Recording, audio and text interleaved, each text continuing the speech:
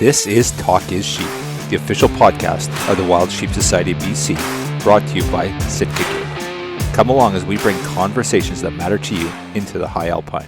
This episode is sponsored by our conservation partner, Swarovski Optic. Thank you Sitka Gear and Swarovski Optic for investing in healthy wildlife and sustainable ecosystems. All right, here we are. So, Rensmeg, what were you calling this? The Drinkin' Thinkin' podcast? We're doing the Drinkin' Thinkin' podcast, yeah. All right. So, well, I'm going to boys. start off. Well, first of all, what do we got there? What are you suckling on there, Mr. Wannop? I am drinking Termana tequila, which is the Rocks brand of tequila as of right now. Okay. All right. I'm a tequila boy. All right. Rensmag, what do you got? I'm just sipping on some Grey Goose and juice. Oh, wow. That's very sophisticated, and I'll leave it at that. Yeah. You got a Bud Light going on the side there as well, buddy, or what? Just if wondering. I wish. No. One of the new cans? Yeah, I picked up, I thought, an homage to the species. I got the Chadwick going here, so a little bit of whiskey, which, by the way, that's sold out. It's gone now, so you can't get any more. Anyone that wanted some of our single malt whiskey that we ran, it's gone now, so there's none left, except we have a few bottles left at auction for down the road. Perfect. That just means you need to run more next time. Yeah, that's true. That's all Yeah, that for means. sure. Bigger batch. Yeah. Small batch will become medium batch. So let's start off with a little toast here. I think it's appropriate that we do a toast to the 2023 President Award winner. To you, Nolan. Congratulations, my friend, and thank you for all you do. Thank you very much. I appreciate that. Okay, so there's tons of stuff we can talk about, but we just got together so we could drink and look at each other on the screen, right? I will say that I look grayer, but I do look older and sexier in person. So But we'll both vouch for that. perfect. Awesome. No, I guess the big thing tonight we wanted to, so you just got back from South Africa, and this has been 3 years in the making. You've been trying to put things together on this African hunt, and Greg's, really, I guess, in the loop on this, having hunted with the same guy that you've been hunting with in Africa there. So Yep. we're going to talk a little bit about your trip to Africa. So let's back it up, Nolan, and talk about why you didn't go on your trip a few years back. Well, there was a multitude of people that decided that the world needed to shut down at that time. So this culminated right back.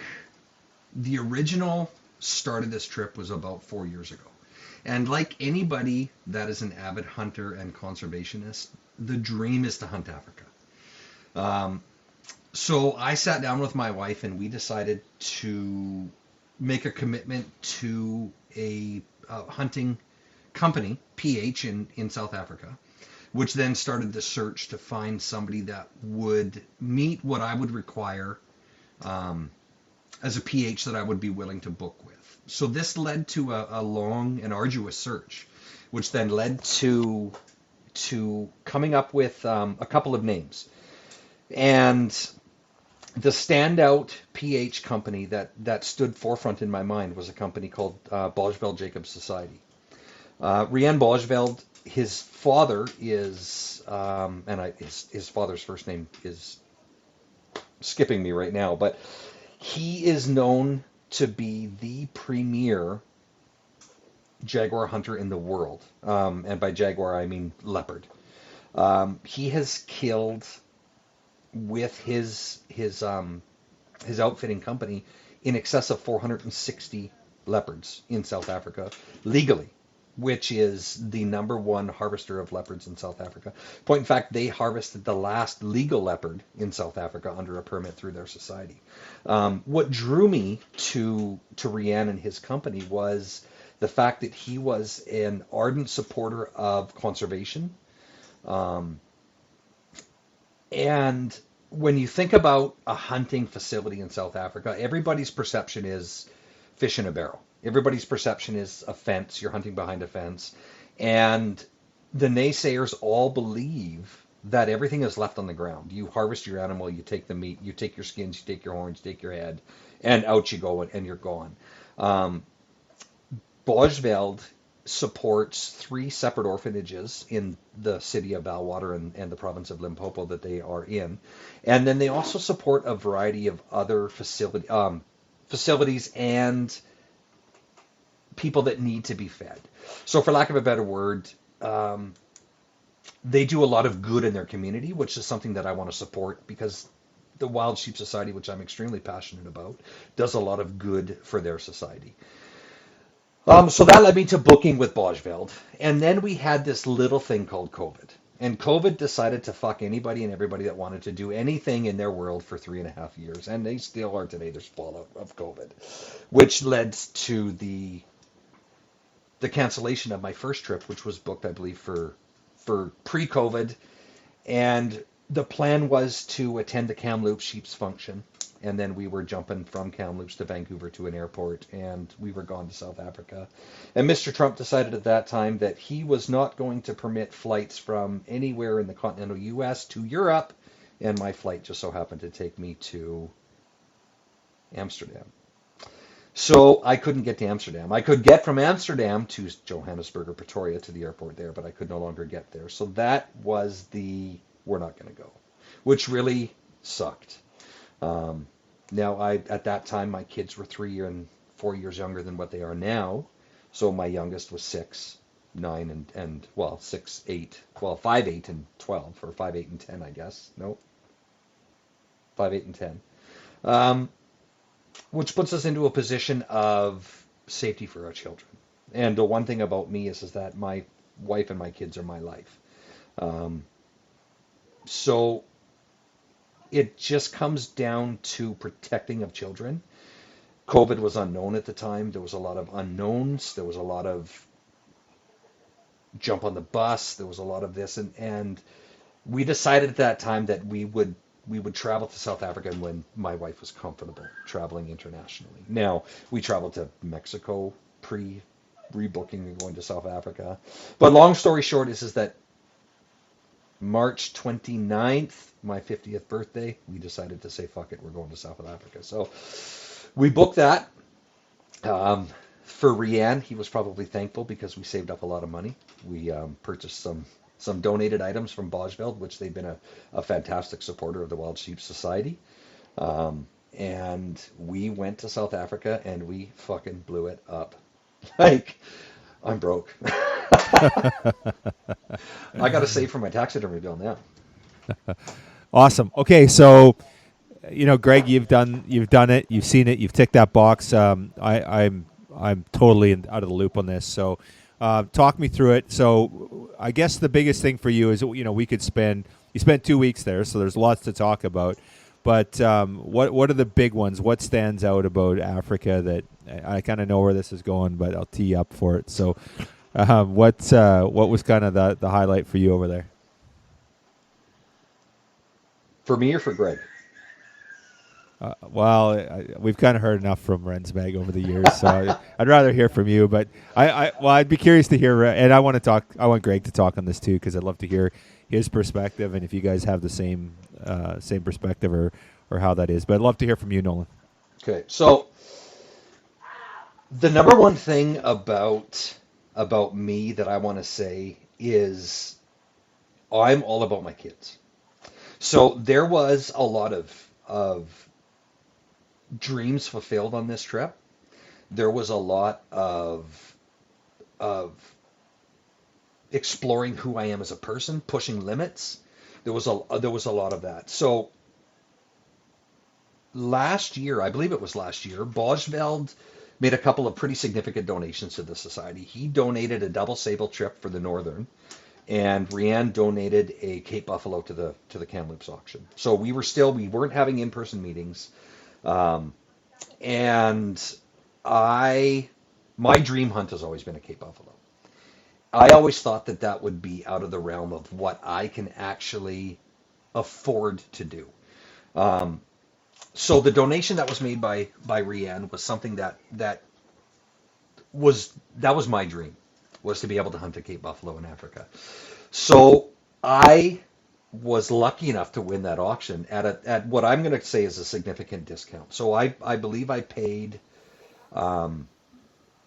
the value of that trip in Canadian dollars as to what the trophy fee would have been in US. So I saved about 50%. Like, this is called a spade a spade. I think I got that auction for, I believe, 10, maybe 11,000 Canadian dollars. That included the 10 days of the daily fees at the actual lodge, so that saved me 3,500 US, and then the trophy fee for a buffalo at that time I think was 10,000, so 13,500 US value plus for that hunt, and I got it for 10 grand. So it was a fantastic donation on behalf of Bosveld. And the best part of that, well, that one, to be straight up honest, is that a majority of that money went to the Wild Sheep Society, so it did help out the foundation.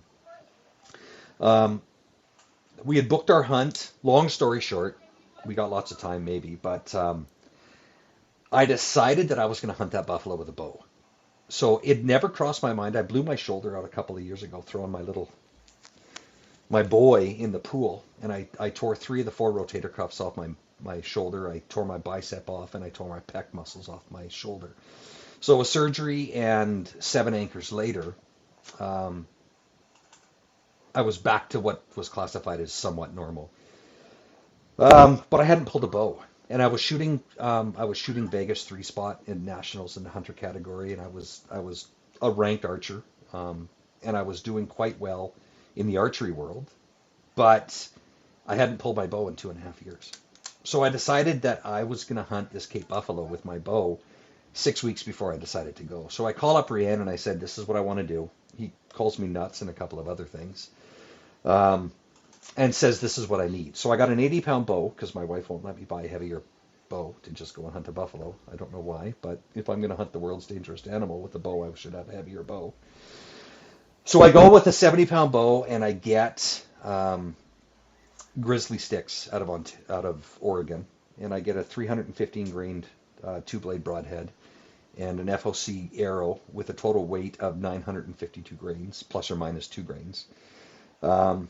And I start flinging arrows, and I'm throwing arrows at 20 yards, and I decide that I got to go to the range and throw them at least 40 and 50, and I can't even shoot 60 with my bow because the arrows are so heavy that my sight won't allow it to go up where I'm hitting my sight with my arrows before they actually launch. So long story short, we get the bow dialed, we get everything said and done, we fly to Africa, and my distance is 42 yards. That's the maximum distance I can shoot a buffalo with my bow. And Rianne sends me a video of a hunter from 2 years previous that shot a buffalo at 17 yards with his bow. So now, not only do I want to harvest my buffalo with a bow, but I want it to be closer than 17 yards because somebody's done it at 17 yards. That's the closest they've shot it at. So that's just the type of guy I am. Is if you tell me that 17 is the closest, I want it at 16 or closer.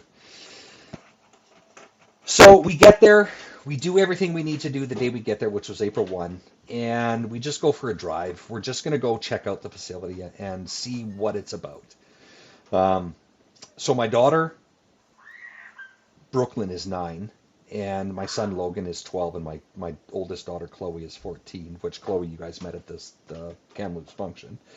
We brought a sitter with us so that I knew that it should be a couple 3 days to get a buffalo with a bow. That's what I thought, right? 3 days is lots of time to get a buffalo with a bow in South Africa in a spot and stock situation. And that proved to be fucking out the window because it didn't happen in 3 days. So my daughter is out driving around, and she comes across and she comes that night, she comes running in and she sends me a picture of a buffalo, and she says, Dad, I found your buffalo. And she shows me a picture of a buffalo, and it was probably the most beautiful buffalo I've ever seen. And Greg, I showed you that picture there the other night. It turns out to be an old blind in one eye buffalo that had everything that a guy could ever dream of for a buffalo. It had heavy bosses, it had deep curls, it came up, it had mass. A sheep hunter would just drop his drawers to hunt that animal, if it was a sheep. But it was a buffalo. So we decided we're going to hunt that animal. The next morning we go out, and we have the PH, the tracker, which Greg knows both of these guys, Drian and I can't remember the tracker's name. Joshua.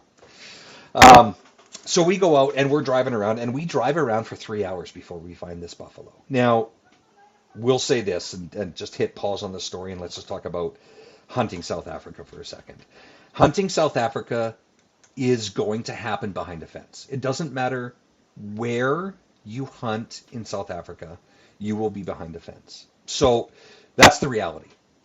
The government does not own the animals. They do not own the land. And the reality is that when an animal has value, conservation takes a huge toehold in something. So when you talk about hunting behind a fence in South Africa, properties that we're hunting are properties that are 1,000 hectares, 2,600 acres. And if you want to know the size of 2,600 acres of land, Google 2,600 acres of land to square kilometers. You're talking 5 and 6 and 7 square kilometers. But we're also hunting properties that are 25, 30, 40, and 50,000 acres. And they are perimeter fenced. They're not cross fenced, they're perimeter fenced. There is nothing easy about spotting and stalking an animal behind a fence, regardless of what people think that it could be or can be. It is not simple. Hunting is going to be what you make it, and it's going to be what you take from it. So keep that in mind as we continue with the story. So we drove around for 3.5 hours looking for this buffalo, and we finally found it. So we then drove away from that animal. We knew the general area. It would be the same thing as if I was hunting when I hunt elk in the Kootenays or something like that. And we pursue this animal. So we get into the general vicinity where he is in about half an hour of stalking him. And we eventually find him at 75 yards from us. So again, I'm hunting with a bow. It is just after the rainy season. We're about 3 weeks after the rainy season. So there's water everywhere. It's not like, but shit is dry, and it's tinder dry. Every step you take, you're stepping on leaves, you're stepping on twigs, you're making noise, just like any other spot and stalk hunt that you're going to go on. So we eventually, it took us 45 minutes to work from 60 yards to 32 yards. And the buffalo had bedded down, and we're sitting 32 yards from this buffalo that is blind in one eye, which we thought, okay, maybe it's, who knows, is it going to be more leery? Is it going to be more difficult? Is it going to be easier to stalk because it's blind? We had no idea of what to expect or what we're going to come across. But anyways, an hour and a half later, the PH says to me basically, in the time of the hour and a half of sitting there with him bedded, the PH says, when he stands, he should stand, he should stretch. I had a small window to snake an arrow through, and by small, I mean the window to snake the arrow through was probably a foot by a foot. And he says, well, when the buffalo stands up, he's going to stretch, he's going to do this, he's going to do that. You should have about 30 seconds to come up, come to draw, get your anchor, settle in, and set the arrow. And that never happened. That fucking buffalo stood up after an hour and a half, and he was walking before his front feet were off the ground. So that ended the first morning stalk until, as we're slowly trying to work our way out, we decide, well, shit, he just fed out into a field. Maybe we can make another play. So we make another play on the buffalo, and we get a bunch of stuff between us and him, and he's feeding from right to left. Now, his blind eye is his right eye. The wind is in our face, so as any archer knows, you want wind in your face when you're putting on a stalk. So we actually had a pretty decent setup at that time. So we work our way up, and we get set up where we have a little bit of stuff between us and him, and we have him at 13 yards. So range him, 13 yards, dial the bow to 20, because that's the closest that I can dial that bow of mine in. And we sit there and we wait. So the buffalo fed from right to left. And I had a clear shooting lane on a quartering away shot, which is not an ideal shot on a buffalo for a quartering shot. You want a quartering two, you want a side, or you want a straight on shot with a buffalo with a bow. So we passed on the quartering away shot, and we waited, hoping that he would come broadside or come on. So he eventually decided to come on, and we had him facing me directly at 22 yards. And he was looking at us, feeding, head down. Didn't know that we were there. But I had a bush between me and him. So I didn't have a clear shot. Now, the arrow setup I was shooting has been dubbed as 375 of the archery world. It'll push through shit. But I wasn't going to take that risk. And I'm thinking to myself, well, this is just fucking fish in a barrel. This is, an animal that should have a tag in its ear, and it should, like, I'm going to go and kill a buffalo with a bow day one as a spot and stock in South Africa, and it's pretty anticlimactic. Not to be the case, I will say that.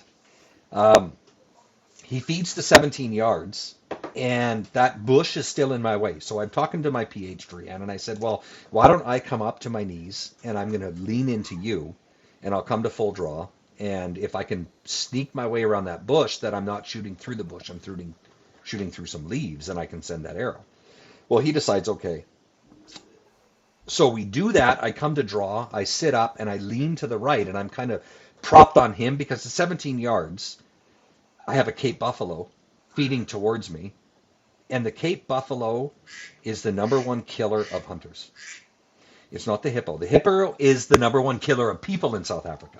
The number one killer of stupid fucking bow hunters is the Cape buffalo.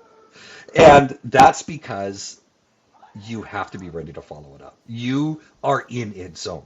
So I'm at full draw. I'm leaning on my PH. My PH is leaning back against me. He's got the gun in a ready position that if I send this arrow, that buffalo is either coming to me at 17 yards, which is less than 2 seconds, or he's going to stop, turn, and burn and go the other direction.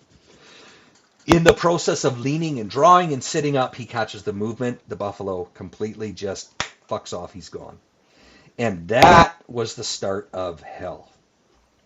Because that buffalo at 17 yards was burnt into my brain of this is what it is. And that buffalo outwitted me every step, every turn, every stalk, every shot opportunity, everything for 11 days.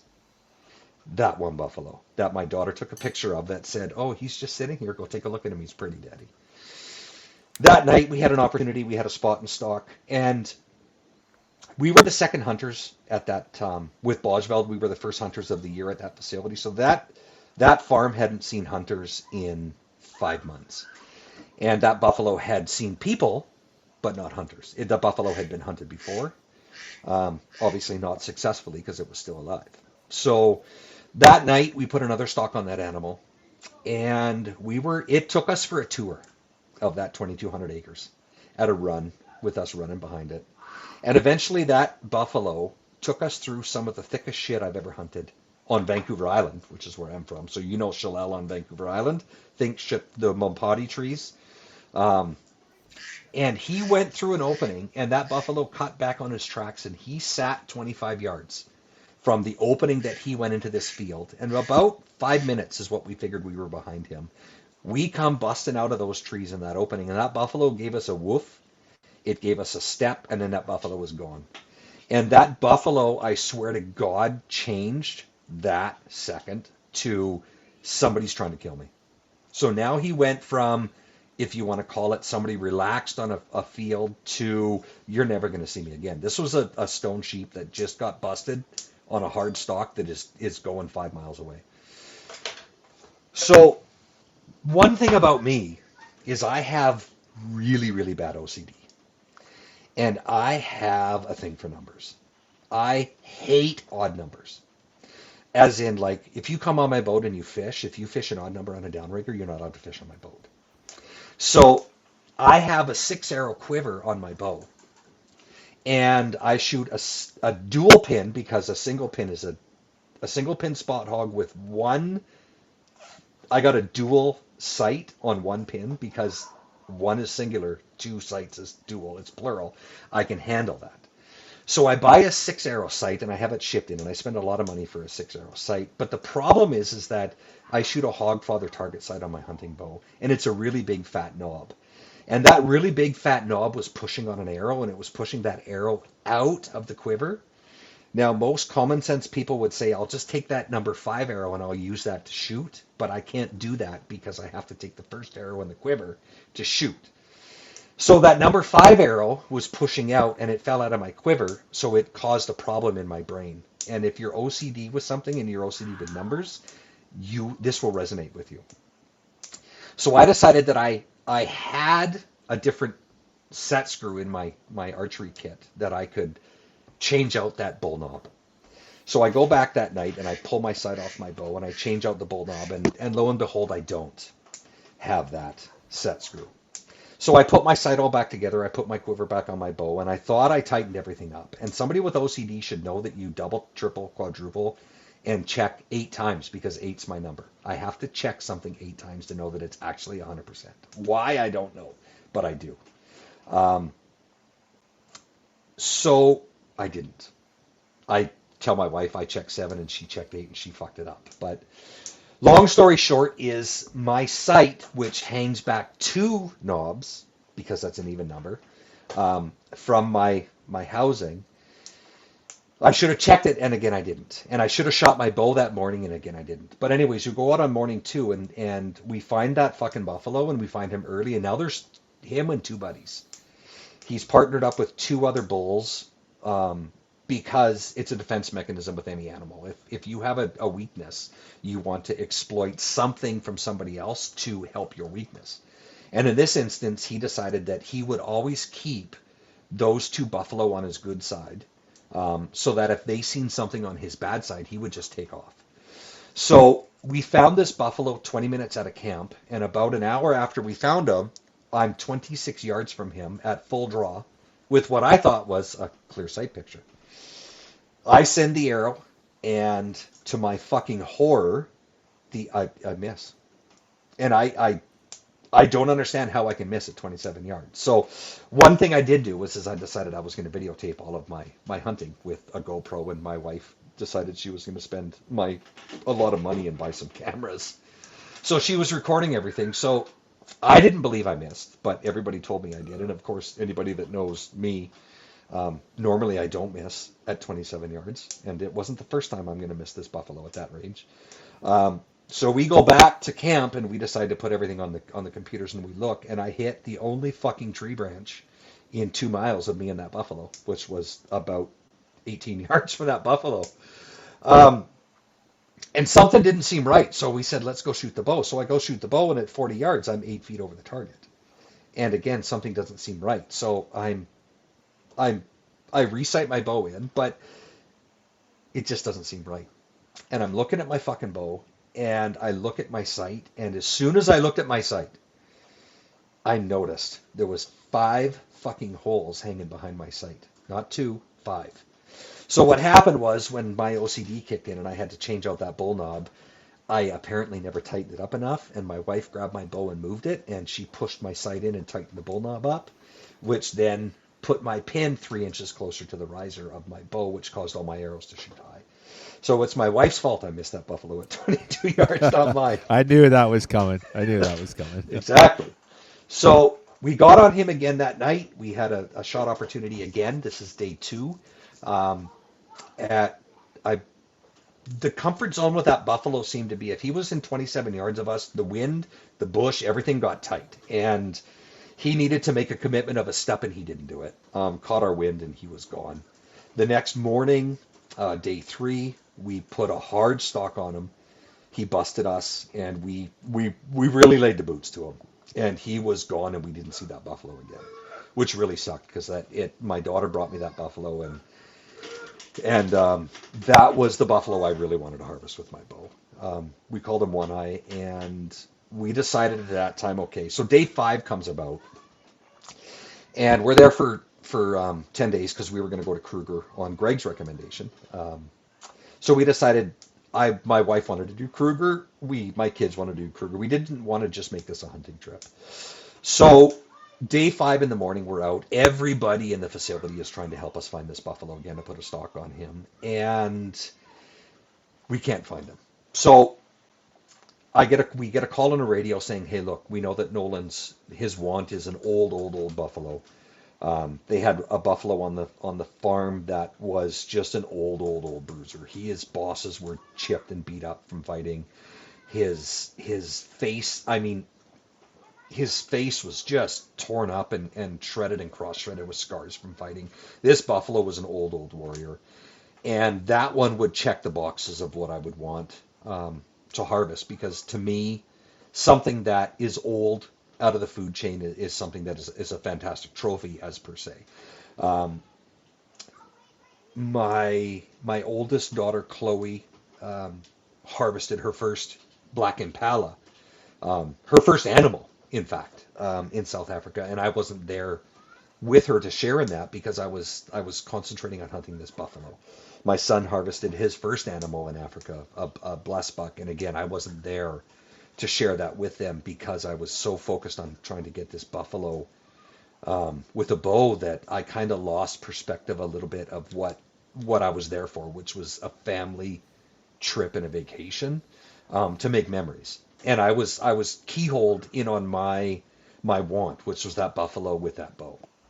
So that weighed a lot on my head. I talked to Amanda about that on the morning of the fifth, the night of the fourth night that we were there, and we decided that if there was an opportunity at a nice animal, that we would pursue that animal. So this particular buffalo was spotted by Hank, Brienne's brother, and he radioed our PH and said that is what he had found, and it checked our boxes and checked. So we actually said we'll go and check him out. So funny enough, we were driving to an area that he said that he was in, and we drove past this buffalo.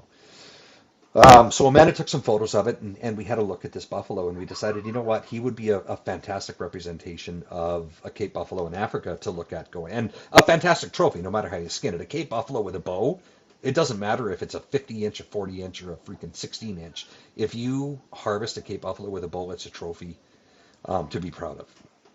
So we decided we were going to make a play on this animal. So we actually drove back to camp to the exit gate because he was within a kilometer of that, and we grabbed the bow and the PH. We decided at that time grabbed the rifle, and our tracker carried a rifle with him as well, and we put on the track on this animal. So we spotted him at about 6:50 in the morning, and at about 7:45 there is a bush between me and him at 12 yards. And that's it. And the wind is hard in our face, and the buffalo is head down feeding. And when I say that the animals are head down feeding, in any animal that's head down feeding in tall grass, it makes a lot of noise. So you can get closer to them than what you would think you can get, especially with the wind coming at it. So anyways, we make a play, and we move around a bush. There's two of them. There's him and a younger bull. And the younger bull seemed to be on alert a lot more than he was. So he was feeding to the right. The younger bull comes out first, and he's at 16 yards, and the older bull comes out at 12. And he's kind of feeding away from us, and we didn't want that quartering away shot, but opportunity knocks in it. At that distance, that one it's pretty much a gimme that if we sink that arrow in, that it's going to be a kill shot on that buffalo. So we had to do a little bit of finagling in a couple of minutes, and probably 8 yards. So I got him at 24 yards, and I come to full draw, and he's quartering about 5 degrees to me. We read the range, we check the tape, and I send the arrow. And when I squeeze the trigger on the release, I don't know if it's when I squeezed it, if it was in the process of squeezing it, or if that fucking arrow was in the air. That buffalo took a step forward and turned left 80 degrees. So with archery, your whole in is going to be the only point of bleed if the barrel doesn't pass through. So that buffalo ran about 25 or 30 yards, and he turned sideways. And when he turned sideways, we seen where the fletch of the arrow. So I was shooting a heavy arrow, but it was 32 inches long. So we had what we perceived. Well, I could see just the fletch of the arrow buried against the skin. So I knew I had 29 inches of penetration. And I knew that where the arrow was, that the angle of the shot, that I would be in the vitals of the buffalo. But the fact of the matter is that the arrow, the point of impact of that arrow was further back than what anybody would want to have a shot with a rifle, let alone a bow. So earlier, to back it up, just to go where our decision was made, is that we decided that if it was perceived to be a questionable shot or a questionable impact, that I would, well, even at the first shot, it was pass the bow to the tracker and grab the rifle so that we had the rifle on hand. And that's not whiskey, that looks to be water. That's tequila, Kyle. So I passed my bow to the tracker, and I grabbed the 375 that they had given me.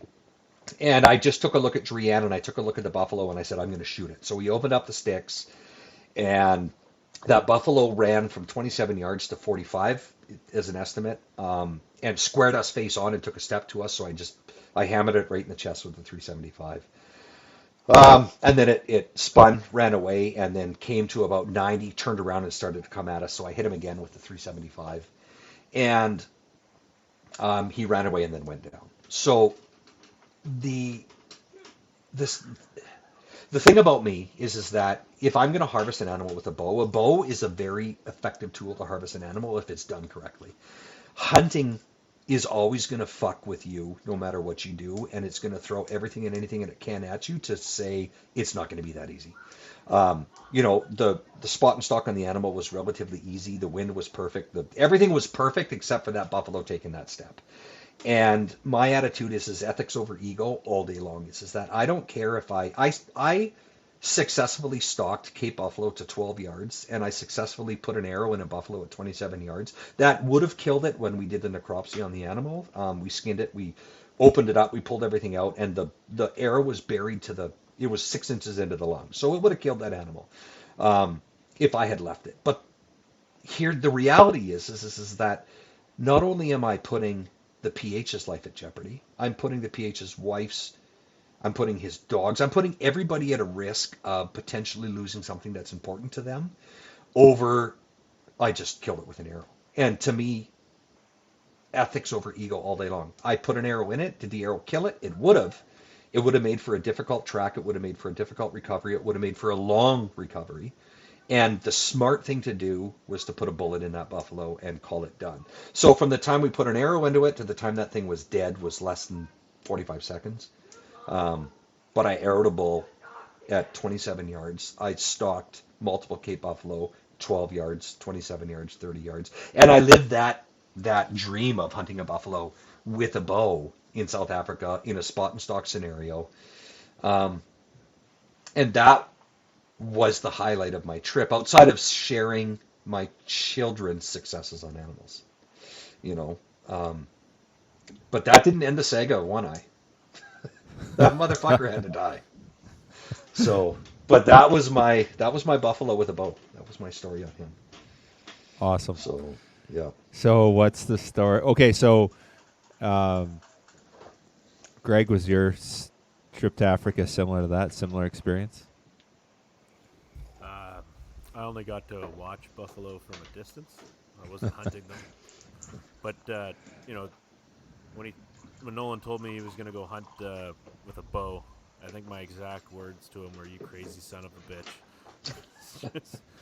From our experience, they were always moving. You know, they're never at a full run, but every time we seen buffalo, they were just on the move. And that big animal can cover ground quick. And I just thinking, no, not a chance would I hunt that thing with a bow. But absolutely unreal. Like that, you can't get over the people at Bowesville, Jacob. They're amazing people, amazing team they have over there. Yeah, I agree. We hunted with the same PH, Greg and I. Drian, he's a young fella, very knowledgeable. Doted is probably one of the best buffalo bow hunters that you're going to find in South Africa, and a very good crew. They're a lot of fun. It didn't matter if you were hunting, if you were just touring. Like when we booked this hunt originally, we booked this hunt. My kids were 3 years younger, 3.5 years younger than what they are now. So my youngest was 6, and what's a 6-year-old little girl going to do in South Africa? Let alone an 8-year-old little boy that wants to shoot, but we don't know that can shoot. And I had no idea if my oldest daughter Chloe even had a desire to shoot an animal, harvest an animal. So we decided at that time that we were going to take my mother-in-law's sister Peggy with us, and she was going to come as a sitter to help. That if the kids just didn't, because we all know I go elk hunting, my kids don't want to fucking go elk hunting. They want to play video games, they want to watch TV, they want to watch a movie, they want to do what they want to do. So we extended that invite on the first trip, and because of COVID and because of all this stuff, it didn't make sense to say things have changed. My kids are now into hunting, that we're going to do this now and we're going to change it. So she was invited, so she came. So we had Hank and a couple of my kids, and they were just running around, and they were touring. They were taking photos. They were doing what they were doing. They were having fun. They were living life. So the fact is that there was very minimal revenue generated by my children being there with Peggy, and she brought a friend. But it didn't matter to them. They were showing my kids the time of their lives. Hank brought his son, um, and they treated us like family. That's the one thing that I can say is that we weren't there. We were there as a paying customer. We were there because that's their business, but we were treated like family. We were treated very, very well.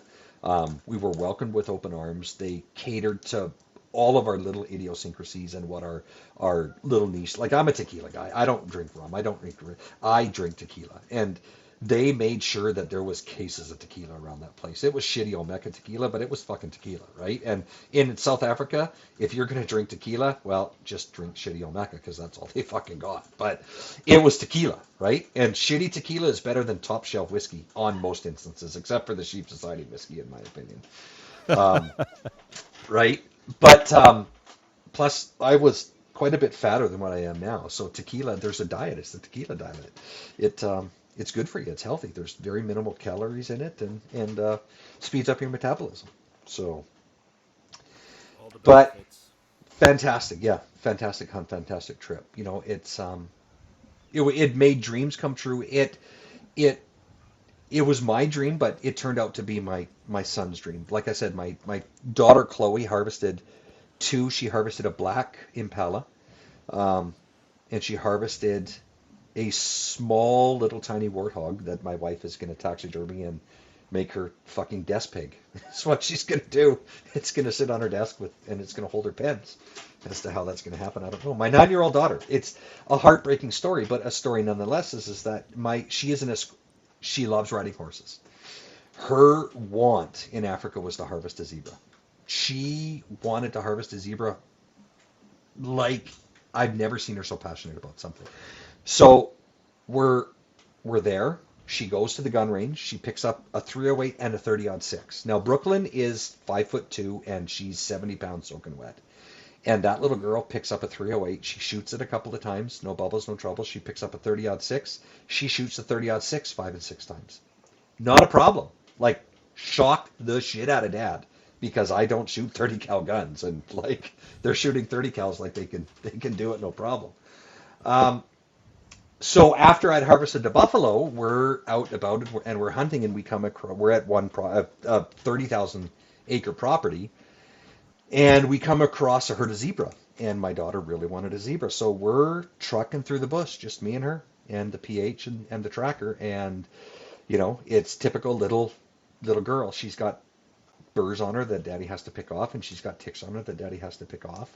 And we get to this little herd of buffalo, and we're in this little qualla trees there, and we're sitting there, or not buffalo, sorry, the zebra, and we're in this little copse of trees, and the zebra have no clue we're there.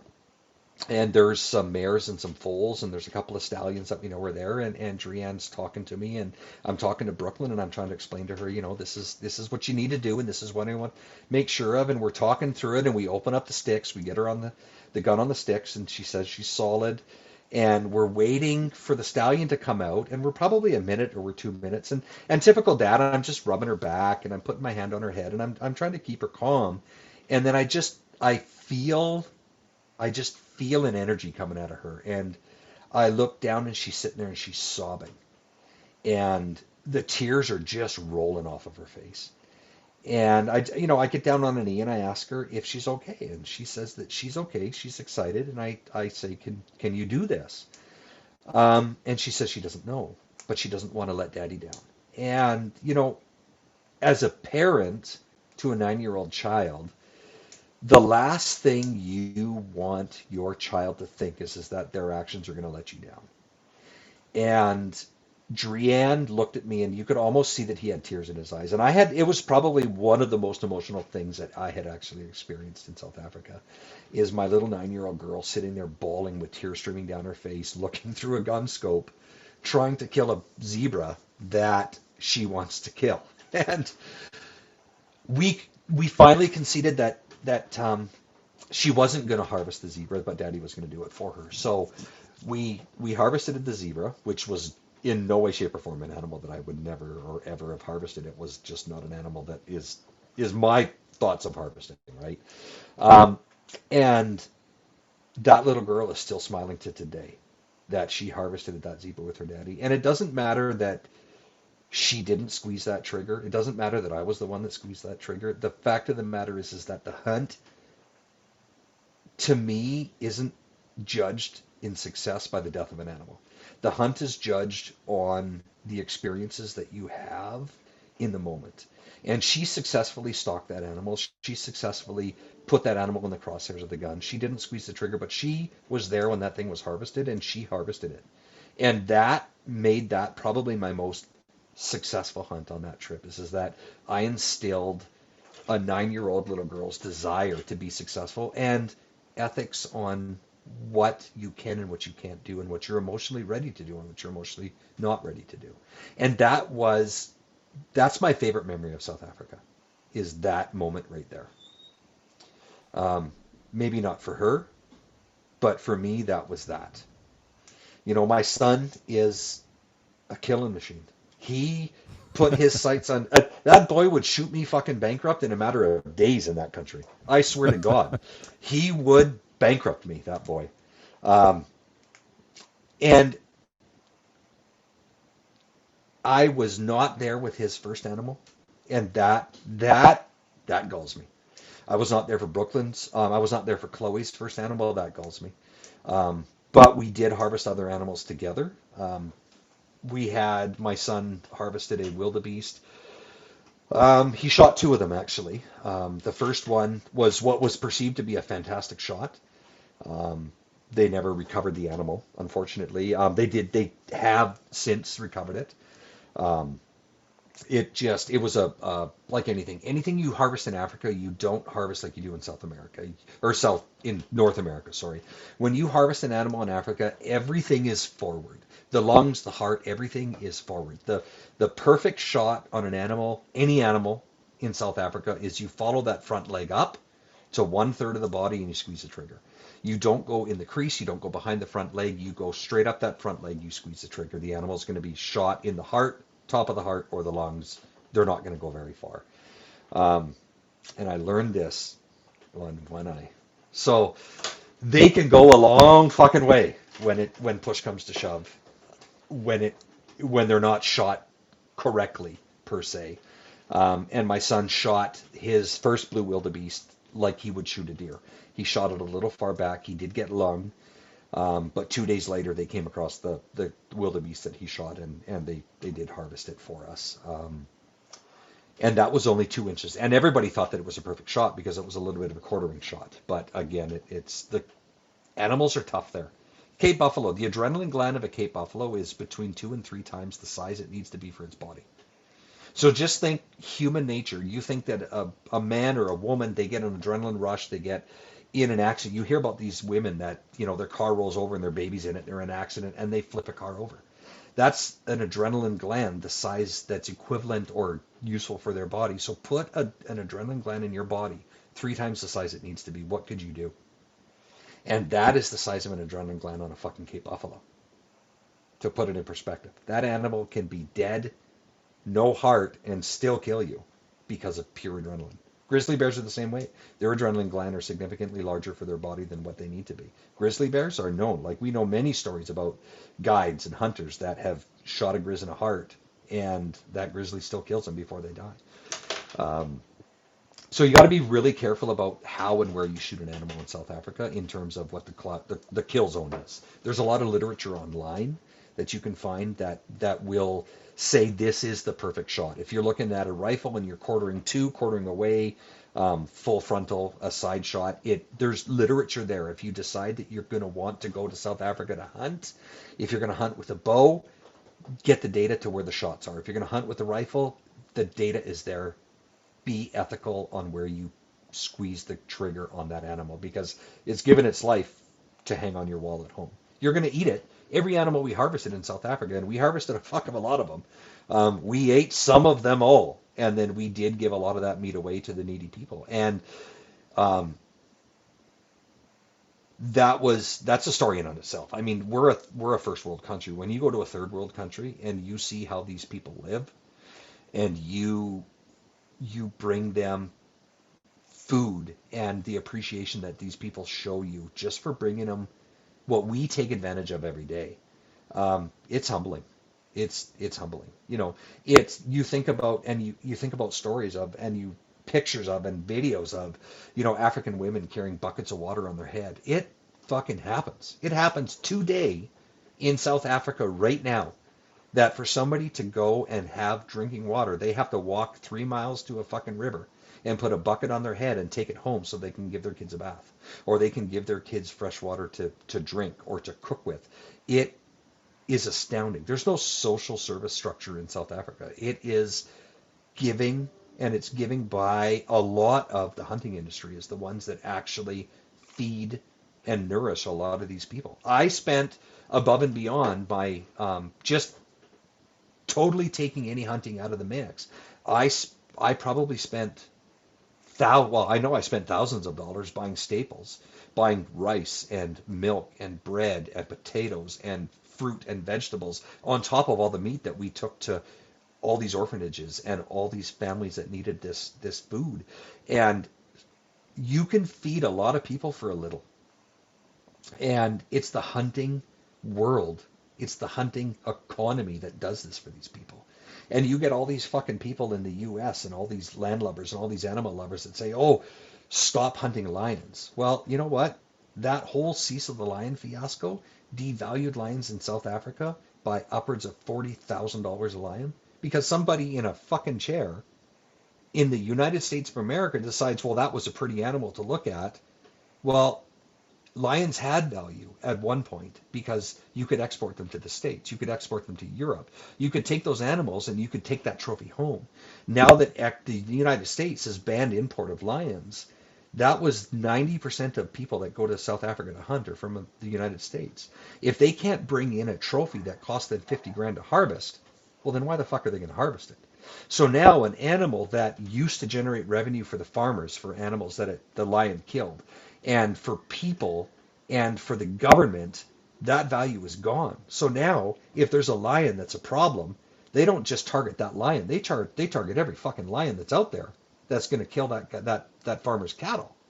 So there's no savings grace in the United States trying to micromanage the animal population and what they think is ethically correct in South Africa. Leave that to South Africa. You just mind your P's and Q's at home. You don't want lions coming in? Don't fucking hunt lions in the United States. There ain't any. You guys hunted up to extinction, right? So leave it to the country to manage their animals. Yeah, that's a whole rabbit hole that we could spend a few days Hours talking about. But you Exactly. touched on it and said the important parts there for sure. So, is there a one-eye story or something, or that's Oh it? yeah. There's nothing Yeah. else to talk Oh about, no, right? no. Oh, there's lots more to talk about. I we'll get to one. I don't know how much time we got for this story or not, but you guys can edit the shit out you don't want to hear. I think we're going two-part here. We're gonna go two parts. So I harvested two book animals when I was there. I harvested an Inyala, which was 28. So the world record in Inyala is 34 inches. I harvested an Inyala that was just under 29, which will go SCI book. And I harvested a Klipspringer that was 4 7/8, and the world record Klipspringer is 5 3/8. So I harvested some pretty significant trophies of animals. And I will tell you that the most difficult animal to kill of everything I shot, the animal that soaked up the most amount of lead was a fucking Klipspringer. Bar none, 8-pound Klipspringer. Harvested that sucker. That we were driving around. We were at the property. You shot your bush. You didn't shoot your bush buck at it. You shot your kudu at that property. The 25,000 acres in behind the gate by the security checkpoint, the rhino checkpoint there. And we're driving around, and the one thing you learn quickly is that the PHs do not get excited.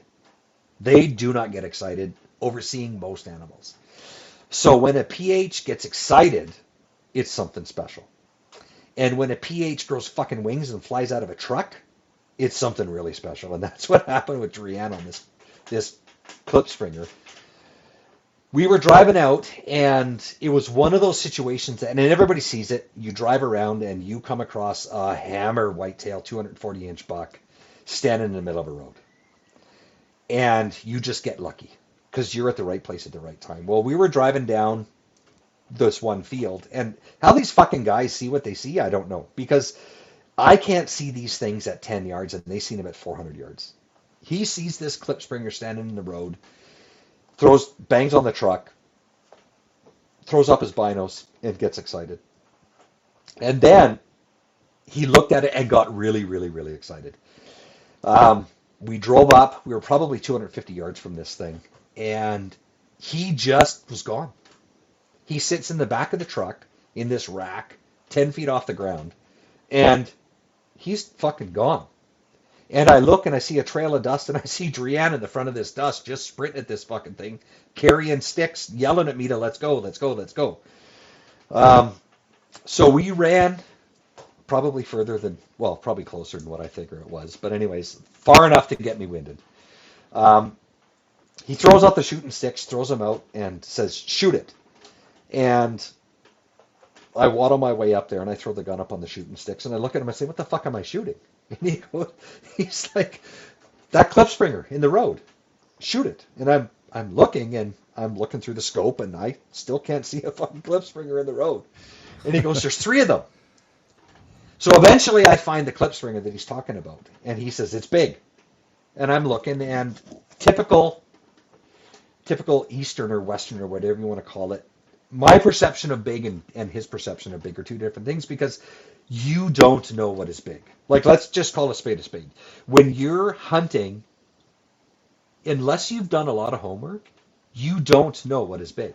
And Klipspringer was not on my list. Klipspringer was on Amanda's list. This was the Tiny 10. This was her animal. And she had a bad experience earlier in that day with a miss or a graze, whatever you want to call it. I paid for a Klipspringer because we found a drop of what we thought was blood on a rock. And she was not picking up the gun anymore because the gun was out. It was not her fault. It was whatever the excuses were. So 120 yards, I finally see this Klipspringer, and I'm looking at it, and I'm like, oh, yeah, he's nice. And he goes, nice, he's fucking world class. And you say 2 things to anybody. You say the word world class to any hunter, and your heart just skips a beat. And I didn't think too much of it, but these little Klipspringers, no bullshit, are 8 pounds. They're 20 inches tall. If they're 24, I'd be shocked. And they're like 4 inches wide. And this Klipspringer, world class, is facing me at 140 yards, if maybe 120 yards. And I'm on the sticks, and I ran a ways. My heart's going because it's world class. I hadn't done a lot of shooting on sticks because I hadn't actually, my Nyala, I freehand shot. A couple of the animals that I shot, I just freehand shot. So this Klipspringer was like animal number 2. So shooting off of sticks is different than just freehand shooting.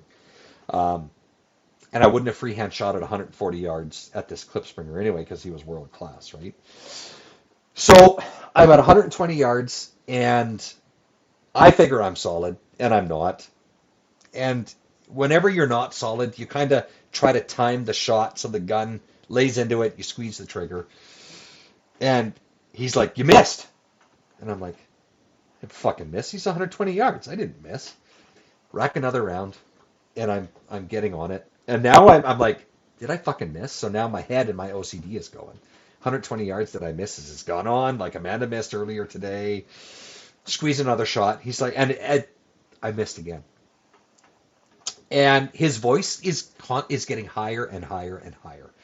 And as the higher his voice gets, the more animated his body language gets, and the more he vibrates. Because unbeknownst to me, when he said world class, he meant like this is top 10 Klipspringer that's ever been shot in South Africa. This was the top 2 Klipspringer he had ever shot in his life as a PH with Bojval Jacobs, and Rianne had never seen. The other guys had never shot an animal this size in terms of Klipspringer size. So I shot twice, apparently missed twice. Shot a third time and missed a third time. So he fucks off to the right. I rack another round in the bullet, in the gun, and I've shot 3 times. Apparently missed 3 times. So he runs to the right, he runs to the left, he gets up on a rock, and he's broadside, so fire off another shot. And I know I smoked him on that shot. So he takes off to the right and kind of dives into the tree. So the PH is all excited. And he's like, oh, did you see the way it went into the tree? I know that you at least hit him somewhere on this one, right? So he's like, load again, and the fucking gun's empty because who would shoot 4 rounds out of a 308 at an 8-pound animal and miss, right? So up comes the tracker with the dog because we need a tracker and a dog for an 8-pound animal at 120 yards. I load up the gun again. And up we go, and we're probably 10 yards from where this thing dove into a tree. And Drian's like, oh shit, there it is. And he goes, and everybody, all the PHs carry a handgun on their hip for dispatching animals. So he was going to hand me the handgun, and the thing up and gone, fucks off. And he ran directly away from us and ran into some thick shit, and we didn't think too much about it. And Drian holsters the sidearm and takes off, and I grab and of course the 308's in my hand, and I take off, and Joshua the tracker's behind us, and we're 40 yards. Drian's 40 yards in front of me and the tracker, and I'm probably 20 yards in front of the tracker, and Joshua's yelling and screaming for me to come back, pointing, and I walk back to him, and I'm 5 yards from a tree, and he's pointing. He's like, there it is, shoot it, and I can't fucking see nothing. Eventually, a klipspringer materializes under this tree with what I think is 12-inch horns at 4 yards from me. And Drian is running, trying to grab the handgun, and it's just not coming to fruition. So I up with the 308 at 4 yards and shoot this klipspringer. So suffice to say, we shot him then and hit him for sure. On the necropsy of that animal, we did hit him 4 of 5 times. But that fucking thing would not die. Would not die. There was 2 vital hits on him. But we did shoot off a front leg and a back leg. Or should I say grazed a front leg and a back leg? You can edit that out.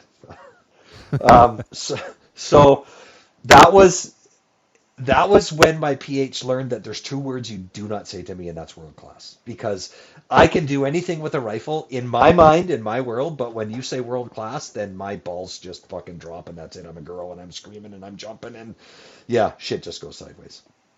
So anyway, that was a pretty fantastic hunt. But to get to One Eye, we have to go to the kudu. So we're at the same property that we hunted this klipspringer. And I spend 2 days and 30 kilometers of walking to hunt a kudu. And kudu and impala are that is Africa to me, outside of Cape Buffalo. And I had a very specific want for a kudu, and that was, I wanted turned out tips and ivories. And that just never fucking happened because it's hunting, right? And after 2 days and 30 kilometers of following some skinny little fucking African around in the bush, you decide that the reality is that if it's nice, you're going to shoot it because you just want it to end. I swear to God, I picked off about 1,500 ticks. But long story short, 2 days and 16 hours of kudu hunting and 30 kilometers of mountain climbing. Later, I have a kudu in my sights at 160 yards, and it's a beautiful bull. It's an old bull. And we packed the 375 on this particular hunt, and why I don't know, but I did. So I got him broadside, probably 160 yards on the sticks, and I'm comfortable on the sticks now because I've shot at a klipspringer enough times off the stick that I cannot shake anymore. And I shoot the kudu in the neck, and down he goes. He's done. And that was my second most epic shot. My Inyala shot was pretty epic. But we walk up to the kudu, and the one thing that they do there is that they just open up the sticks and they put the gun on the sticks. And you hang it off the sling, and then you go and you deal with your animals. We shot him at an area that we could drive to, so we did a bunch of video footage and some drone footage, and we had some fun with that. And we're looking at the kudu, and the fucking gun falls over. And we're not thinking too much about it. And we should have, in hindsight, but we didn't. And Drian's like, oh, no big deal. He says the gun was 2 inches off the ground on the butt. He said it was just the 375 is a heavy gun anyways. So we open the sticks up wider, put the gun back on the sticks, and we carry on with what we're doing, and we don't give it a second thought. So that finished day number 9. So day number 10, and my wife was not with me. It was just me and Drian then. We get back to the camp, and Amanda says, "Oh, I shot one eye." And I'm like, "What the fuck do you mean you shot one eye?" She goes, "Well, I shot him with the camera because we found him again." I'm like, "Oh, cool." So I proceed to harvest a plan, which was to get Rihanna as drunk as I could, and try to get the best deal I possibly could. Because the one thing about hunting in Africa is that you can shoot a lot of animals, but the tab rings up pretty quick. And if you don't watch what you're doing, you can spend a lot of money fast. And up to this time, we had a budget, and we stuck to our budget. Actually, we were under budget. And for me, that's pretty significant because I don't do anything under. I always try to exceed by 20%. That's my attitude is, in business, exceed expectations by 20%. And if I'm going to go to Africa and my budget is $20,000, I'm going to spend 25 before I even get concerned about money, right? So I did pretty good. I got Rianne drunk enough to agree to sell me one eye on a hunt from what we thought one eye was a $15,000 trophy fee, and he said that he would sell it to me at the same price that I bought my first buffalo with at the auction, but in U.S. funds. So he agreed to a $10,000 trophy fee for one eye. So I talked it over with Amanda. Well, it's just I told Amanda I was going to hunt one eye tomorrow. Actually, I told Amanda she was going to hunt one eye tomorrow is what I did. So, and that's the nice thing about having a wife like Amanda.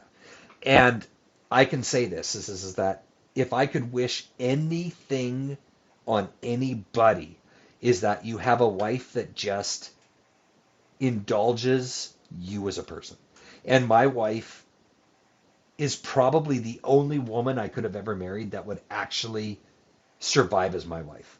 Because I am a difficult man to be married to, and I know that for a fact.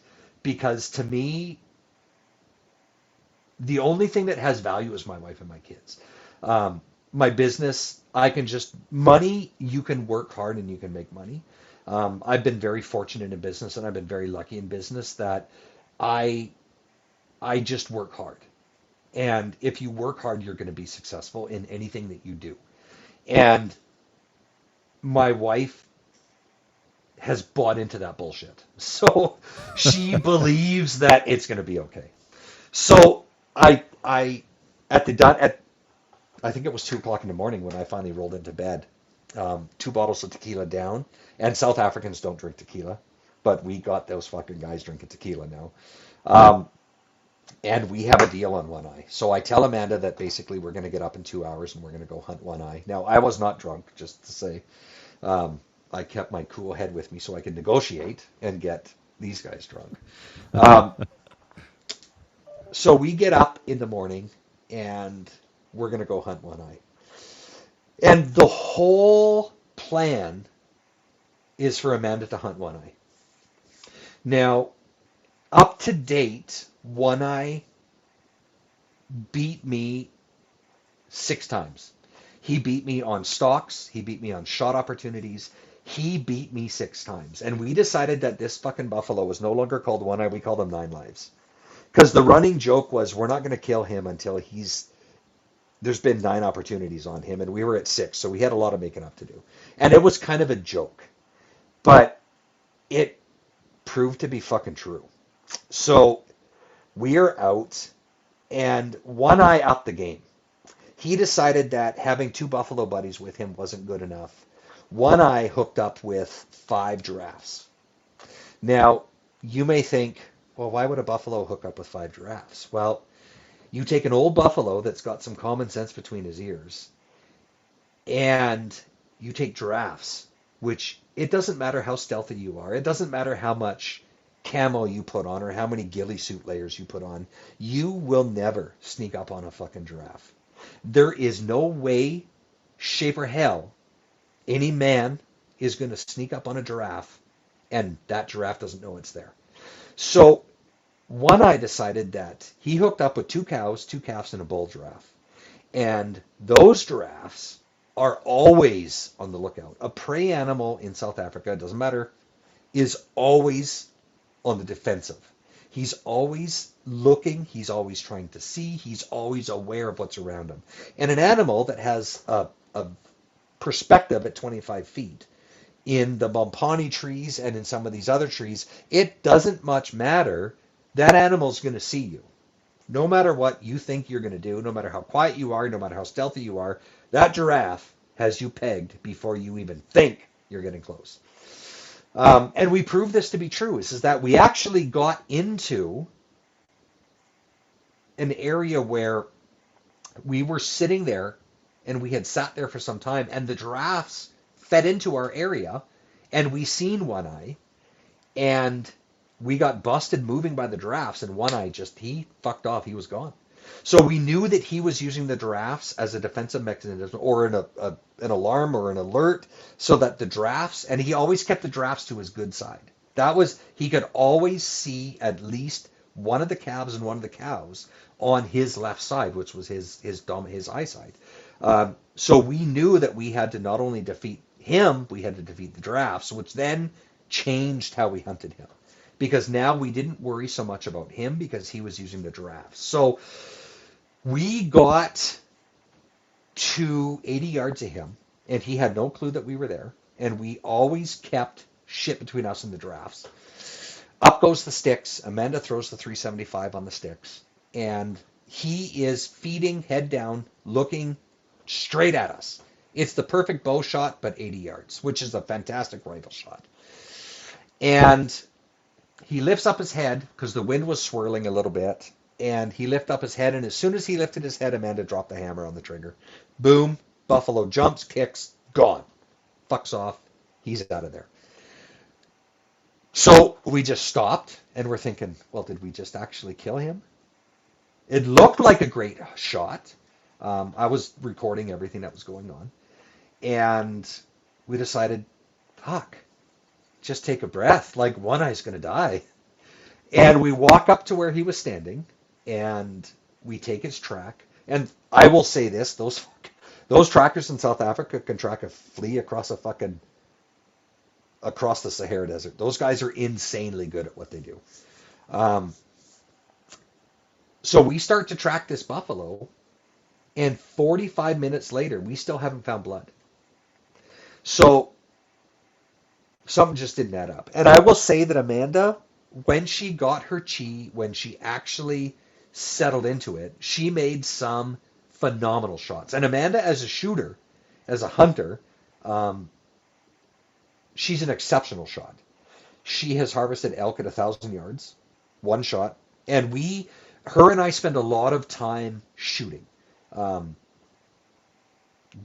My passion is guns. I like quality guns. I like quality optics. But Amanda is very much like me. We go and we shoot half MOA targets at 1,000 yards all the time. We're accurate. Usually when we are squeezing the trigger, what we're shooting is done. Unless it's a fucking clip springer at 120 yards, because that takes 5 shots to kill. Or a buffalo, apparently. Or a buffalo. So anyways, we can't find the blood. So we drop the sticks at where the track is, and we loop back to where we shot. And we start looking at everything. We stand where the buffalo was standing.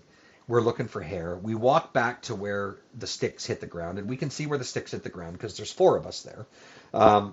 And then Joshua walks the flight path of the bullet from where Amanda shot to where the buffalo was, and he's really looking at everything. And he fucking bends over and picks up a stick. And I have no fucking clue. Like, it was a stick, right? And he picks up the stick, he looks at the stick, and he's looking at the trees, and he fucking holds it up, and he's like, she shot the tree. And I'm like, there's no chance in hell Amanda shot a tree 8 feet above a buffalo, 10 feet from where she's or 10 yards from where she's standing. It just doesn't happen. So I'm like, let's go back to camp. It's 11:30. It's getting close to lunch. Let's go dump all the GoPro footage and let's dump the camera footage. And the GoPro footage I was shooting at 8K at 60 frames a second, for this reason that we could slow the shots rate down, right? So we pile in the truck and we're heading out, and lo and behold, there's fucking One Eye, 20 yards from the truck.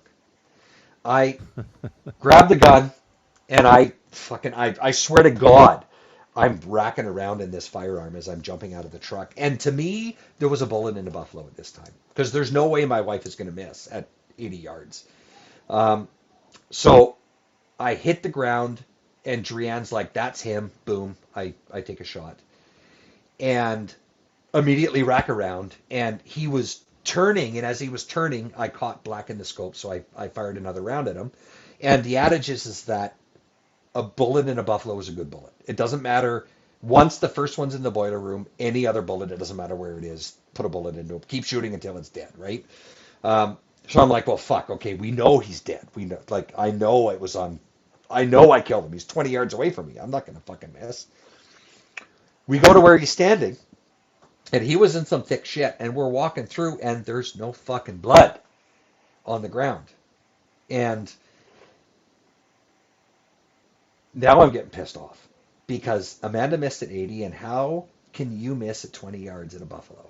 That buffalo had a bullet at 80. It had 2 bullets at 20 yards. There's no fucking way we didn't hit that animal. There isn't blood after 20 minutes of searching. And I'm like, fuck. And I grabbed the gun, and I looked at the gun. Something that Amanda said to me that morning. She says, she's looking through the gun. She's like, oh, I need the scope is dirty. Can I have your rag to clean the scope? So I gave her my wipe to clean out the scope, and she's like, oh, I can see the front sight in the scope. And it clicked as soon as I looked at the gun, and she's like, how the fuck can you see the front sight of a gun through the scope? So how do you see the front sight of a gun through the scope? How do you see it? What do you think has to happen for you to see that front sight? Yeah, obviously the Back up to kudu hunting. What happened when we were kudu hunting to that gun? That gun fell off the sticks, right? Yeah. So when that gun fell off the sticks, it actually bent the barrel of the scope 20 degrees down. Oh. So we bore-sighted that scope back at camp, and at 10 yards, that gun was 6 feet high. So and none of us fucking knew it. Like, that, somebody with OCD, it should have just clicked, but a PH should have noticed it. Anybody that shoots, and this was the first, and I'd looked through that fucking rifle scope the day before and shot that kudu, and I'd shot that buffalo 5 days earlier through that same rifle scope, and I never seen the front sight of that gun, but it didn't click and register in my brain that she could see that front sight. And when I even threw that gun at that scope up that morning to look through it, I could see the scope, and it didn't fucking register in my brain. That barrel, the gun landed on the barrel of the scope, and it pushed the bell of the scope flat to the barrel. So that scope, from being flat, was like this. That's, if you look at the perspective of my hand, that's how that scope was. So every shot we took at that buffalo, 10 yards was 8 feet or 6 feet high. 20 yards, if you compound it, as you can imagine, we weren't even close to that fucking buffalo. So that was what we called 9 lives, because that was his 9th shot opportunity that we had at this buffalo. So we go back to camp. We didn't figure this all out. We grab Jacques 375, which was the Seiko with a loophole dangerous game scope on it. Have lunch, take it to the range, shoot it, and we're out and we're hunting again. And we decide, okay, well, what are we going to do? So Amanda's like, well, it's 3:30 in the afternoon. 4 o'clock, she says, you know what? She says, we have to check out this other area. And people get feelings on things. And my wife, she gets feelings. And I've always learned to trust her feelings. She came up to me one day, and I'll tell you why, is that we were in Cranbrook 20 years ago. And out of the blue, she says to me, you got a cougar tag? And I'm like, well, I always have a cougar tag in my pocket. Anybody that hunts buys a cougar tag. She goes, well, were they open? And I said, well, yeah, they're open. I said, but it doesn't fucking matter. I've hunted the Kootenays for 20 years. I've never seen a cougar here. She goes, we're going to see a cougar today. Lo and fucking behold, 3 hours later, I'm shooting a cougar that's charging at me at 60 yards. Never seen a cougar before. She tells me we're going to shoot a cougar, and I'm shooting a cougar that's charging me. So I've always learned to trust my wife's feelings. She's never had a feeling to buy a lottery ticket yet, but she has said, and she said to me, she says, we're going to take pictures of one eye tonight in a field with the sun setting behind us. And I'm like, okay, sure, whatever. And I'm thinking, you know what? We're going to kill him. We're going to get this guy. And she keeps saying to me and Drianne, she goes, we have to go to this area. And Drianne's like, that's not the area that we've seen him in. He's never been there. We're not going to get him there. She eventually, as like any woman that's persistent, you just get tired of the nagging and you decide, okay, we're just going to acquiesce what your request is, so you shut the fuck up, right? So lo and behold, we're going to go in this area, and we get stuck. So Dumpy's driving. We're stuck. Drianne's yelling at Dumpy not to spin the tires. He's pissed off. He's got to jump out. Out goes the winch.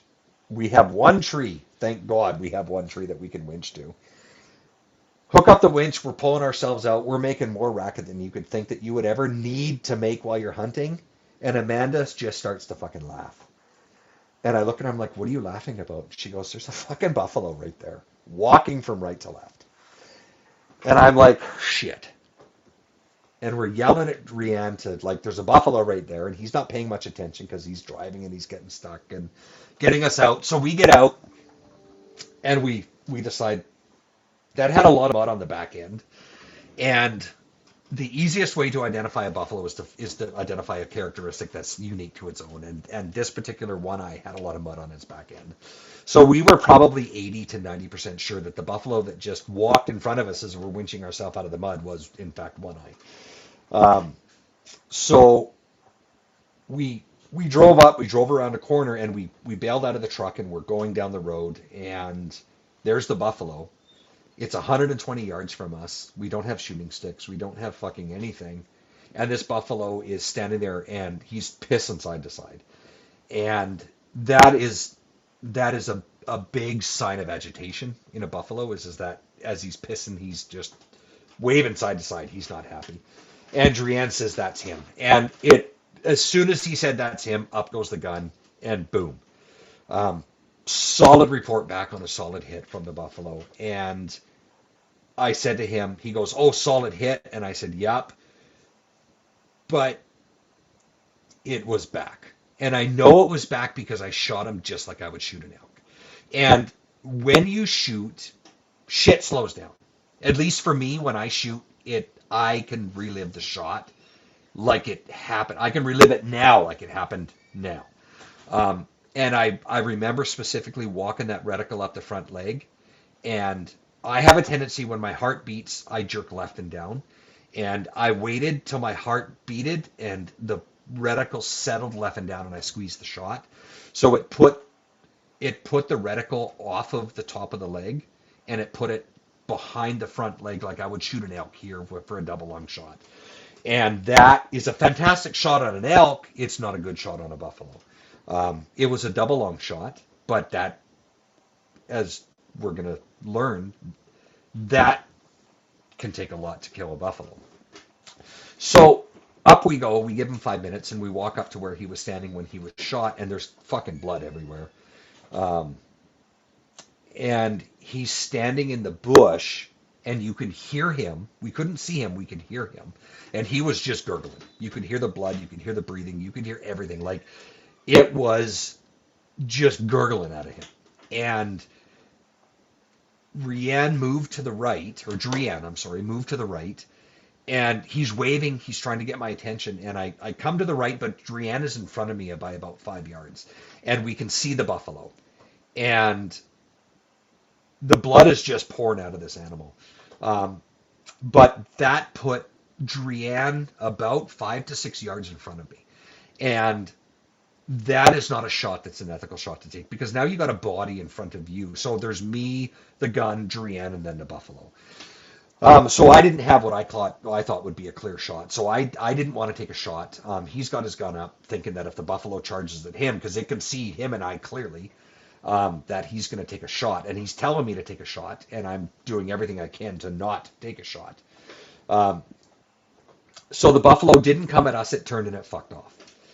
So we sent Amanda and the dog back to the truck, and me, Drianne, and Joshua ended up taking the trail of the buffalo. And we get up to where the buffalo is standing, and it's a bloodbath. There is blood everywhere.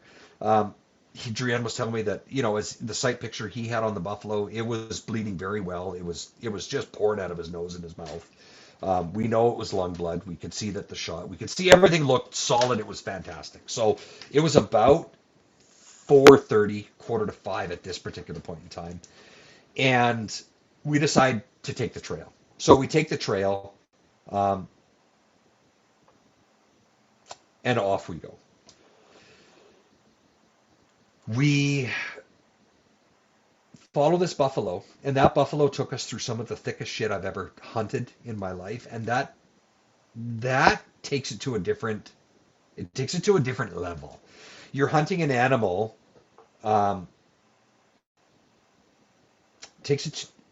this animal is vying to survive, and it was a good shot. If we had walked out and left it, that animal would have died. It would have died within an hour probably. But it's seen us, and the adrenaline got going, and now that animal is gone. I will say that I've hunted grizzly with a bow. I've shot grizzly with a bow. I've shot grizzly with a rifle. I've gone after grizzly that had been shot badly. And I was never more alive than I was hunting this buffalo, because you know nothing about these animals outside of the fact that they kill more hunters than any other animal in South Africa. So we put the stock on this buffalo, and we never see him. We hear him. We never see him for an hour and 20 minutes. And we're looping back, and this buffalo is now, he's coming back, and we've been put in a position where we felt as though he's charged at us, and he broke the charge off. And it's not a nice feeling when you're in 10 yards of visibility, and there's something crashing through the bushes that's coming at you that you can't see. So at about 6 o'clock, we come out to an area, and one of the other PHs is there. And we're having a discussion of basically what's the best way to proceed at this particular point in time. So we decide at that time there's two options. There's to leave the buffalo and just let him expire through the night, and we'll go and pick him up in the morning, which then you've got hyena, there's lions in the area, there's hyenas in the area, there's other predators in the area, and there's a lot of meat that's potentially going to get wasted. So we decided at that stage of the game that the most ethical thing to do would be to put the dogs on the buffalo at that stage. So I don't know if any of you guys have hunted behind dogs, but I'm sure that lots of people listening are going to have hunted behind dogs, and they're going to have the experiences of behind dogs. So the point and purpose of the dog is to bay the animal. So what it does is it takes the attention off of us traipsing through the bush, from the animal, and puts the attention on the dogs. So the animal's attention is now on the dogs, not on us trying to stalk up to it. So 5 minutes after we decide that we're going to put the dogs on it, they've got the blood trail, and they're off and running. And probably 5 minutes after they're off and running, they're chasing the animal, and then they've got it bayed. And to bay a buffalo, you basically, in this instance, we had three dogs. And they come in and they agitate the animal. So one dog works at the front, one dog works at the back. They keep the animal kind of spinning in circles. And what that does is it allows us to get close as hunters to come in and try to ethically finish that animal off. So it takes the danger away from it, which I didn't even think about at that time. And I don't even necessarily want to say that it takes the danger away from it, but it adds another level of hunting and experiences to what you're doing. So we get up, and the dogs have the buffalo bayed, and I just don't have a clear shot. So we're trying to maneuver to get a clear shot, and we're getting relatively close to this animal. And that buffalo's pissed off. So if that buffalo sees us, that buffalo's coming at us. So the opportunity or what the want is to get into a position to put a finishing shot on this animal where it can't see us, so everybody is safe, but not shoot the dogs at the same time, right? Because let's just face it, adrenaline's high and you're running. So we don't get an opportunity at that bay. The buffalo turns and takes off, and they're telling me just put something into it, put a round into it. So I throw up the gun and snake a shot through some trees, and I don't know if we hit it. I think I hit it. I was trying for a spine shot. I just went right in the middle of the animal, rack a shot with the rifle. It did lurch, so at least that was the sight picture. The 375 comes straight back into the pocket. So I was able to watch. The animal did lurch, but I don't know if it stepped in a hole. I'm not going to say I hit it. I'm not going to say I didn't. But it fucked off, and away it goes. And a couple of minutes later, probably 3 or 4 minutes later, the dogs have it bait again. So we got into a position that it was bait up in somewhat of an open area. And we got into a position that we could get the stick set up. We had a clear shot and shot it in the base of the neck, and down it went. And that was it. It was done.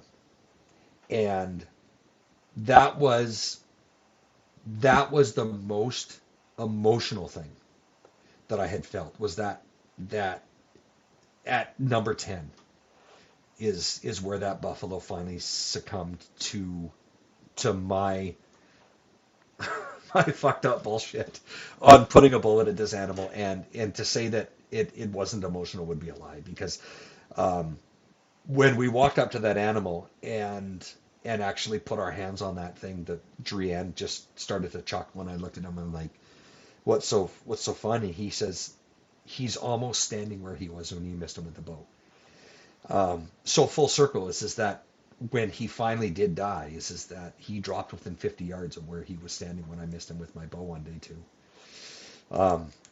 So that's the story of One Eye. That animal, he fought with everything he possibly had, and it's not that one man outwitted him. It took a fucking team to outwit that animal. And I said that if I had to add how much time I put into hunting that one buffalo with a bow when I didn't succeed with it and had to switch to a rifle, I hunted that animal for 50 plus hours in a 2,500 acre fenced off compound.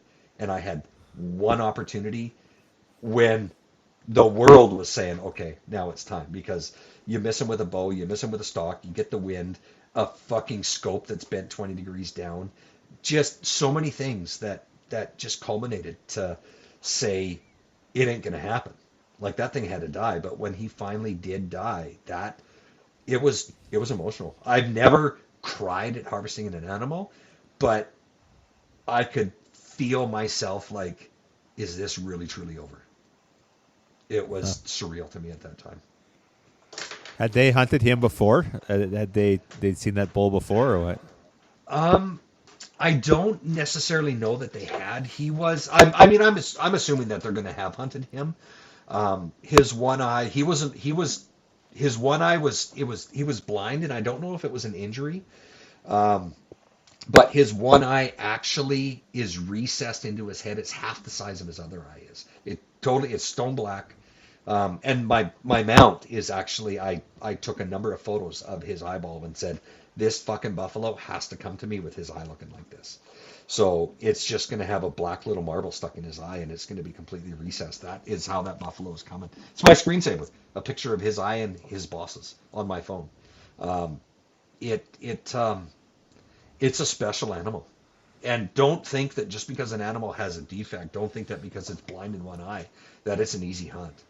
I killed a 2-eyed old bull buffalo with my bow, and it was nowhere near as difficult as a 1-eyed old buffalo that was with a rifle. I tell you that much. So when are you going back? Next year. I've already found Qatar Airways, $5,000 round trip for me and the family to go. Really? Well, that's not bad. Yeah. This one, I'm going back. I'm hoping to, but Rianne he stepped up a lot. He's donated a lot of hunts to the Wild Sheep Society BC. He's actually since donating to us at the WSF, the Wild Sheep Society of BC, he's now donating a lot of trips to the Wild Sheep Foundation. He bought his lifetime membership for the Montana Wild Sheep Society or Foundation. He actually won the Montana sheep draw for the wildlife members out of Montana for this 2023 year. So he's going to come back and he's going to hunt that sheep in Montana. He won that draw, and he's really stepping up the conservation side of things with and supporting the Wild Sheep Society of BC with what he's donating. So he's definitely a conservation partner that I'm proud of to say that as a friend. And I think he's done a lot of good things for the Wild Sheep Society of BC across the board. And he's there. It's a crew that it doesn't matter if you've talked to them for 3 years trying to set up a trip of a lifetime, or you just buy a trip at an auction and you decide I'm going to go and I'm going to hunt here. It doesn't matter. You're family. You step off that airplane, you're picked up, you're treated like family. They walk you to your gates. They stand there and wait for you until you basically say, look, you've wiped my ass for 14 days. Go home to your wife, because they don't see their family. They don't see their wives. When you are there, you are it. You are everything to them to ensure that you are happy. And that is service and it's conservation. And that is what I am passionate about. Dude, that's epic, man. I'm you're harassing me to go. I want to go bad, but and the wife wants to go too. So I just got to save a few more shekels, I think, before I can put that together. We'll definitely put something together. We'll talk. I'll sponsor. Ren's, hashtag sponsored by Nolan. Rensmag, you coming or what? Are you going back or what's your plan there? Is Nolan sponsoring? No, I'm not. I will get an epic deal. I can tell you that much. If finances work, I would go back in a heartbeat. I dream about that place every day since leaving. Absolutely unreal. If I can say this, if I do make a deal with Rianne and everybody there, and I am actively looking for property to purchase there. So if I do purchase some property, there's going to be some pretty significant donations coming to the society. So we will make something happen. To all the voluntold, we'll do something. To all the execs, we'll do something. We will make any member of the WSSBC that wants to come hunt in South Africa feel like their family. They will get just as good a deal as anybody else will. Awesome, man. That we've just like plowed through an hour and a half, and I feel like we just got our feet wet. I think we're gonna have to do this again though, because we're typically like that 1 hour mark. We've like broken a record here. So longest podcast in the history of Talk is Sheep. But yeah, what else? Okay, so let's just wrap this up. What do you got planned for the rest of the year? You going sheep hunting this fall, or what's your plan? I am. If they answer the phone and book my plane, I'm going to be going sheep hunting. I wasn't lucky enough, like a couple of my buddies, to get doll draws because they got a Clydesdale up their ass.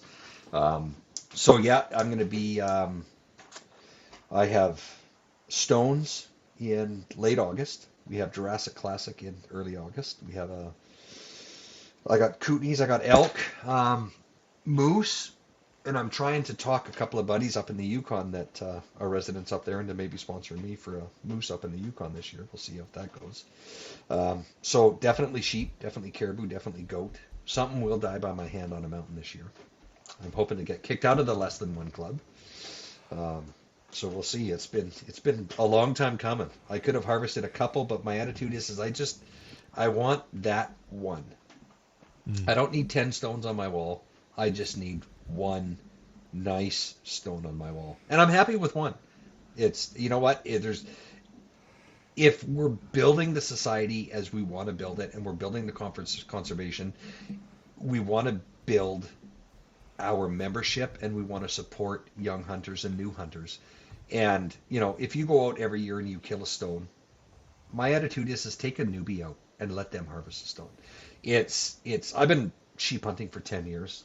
I could have killed a number of stone sheep, but it's not.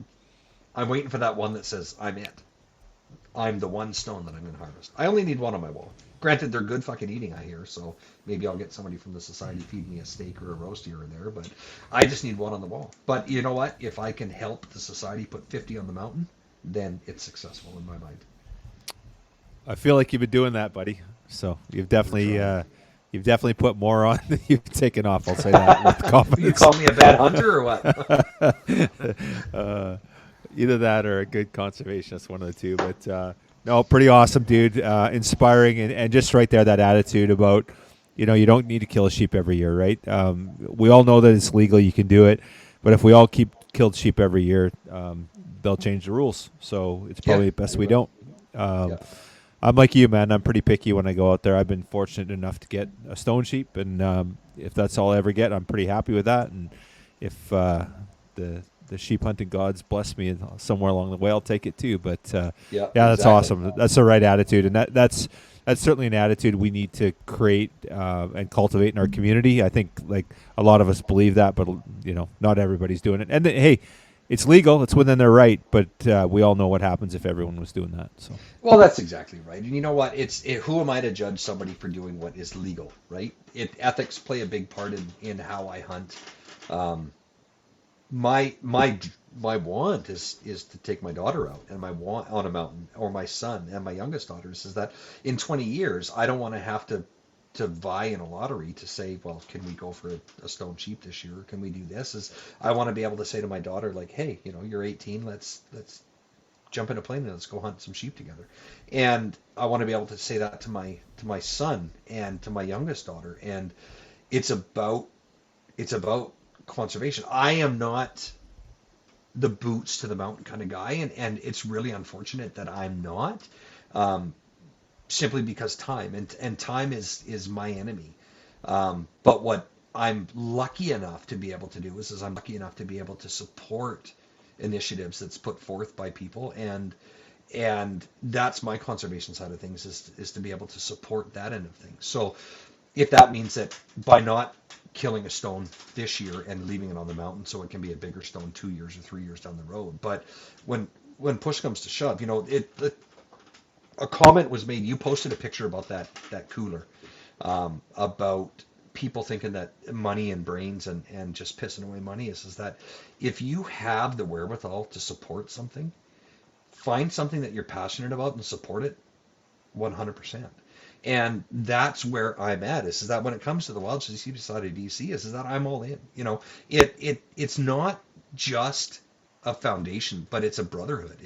I'm stuck in Vancouver for business meetings, and I can phone Mike and I can phone Greg, and I say, hey, I'm stuck in Vancouver. You guys want to go for lunch or go for dinner? And Greg drives an hour and a half to come down and hang out for a couple hours and shoot the shit and talk. And Mike is the same thing. Is that it is a brotherhood of people that have the same like-minded conservation ethics that you do, and when you're in, and when they accept you, your family, and it feels good to be part of something that is selfless, because no matter what you do in life, there's a reward of some level. Everybody that's on fucking Instagram and they're on Facebook and they're videoing themselves giving somebody homeless $100 to do this and do that, they're getting gratitude out of it because they're getting self-recognition.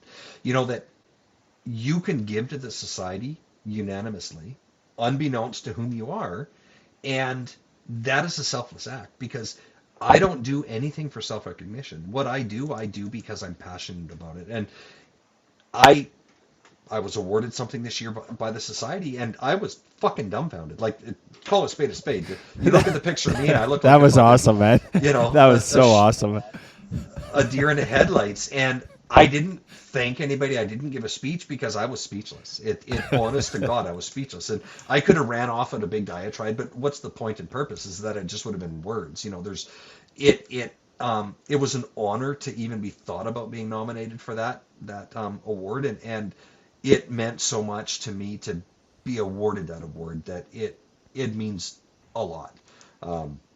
So don't let my lack of a speech or my lack of words at that particular point in time go as it was just water off a duck's back. No, it's not. I'm still speechless when it comes to it. And I could probably go on for hours about how there's more deserving people than me. And because there's a lot more deserving people than me that could get that award. But for being honored with that award, I do thank the society for that immensely.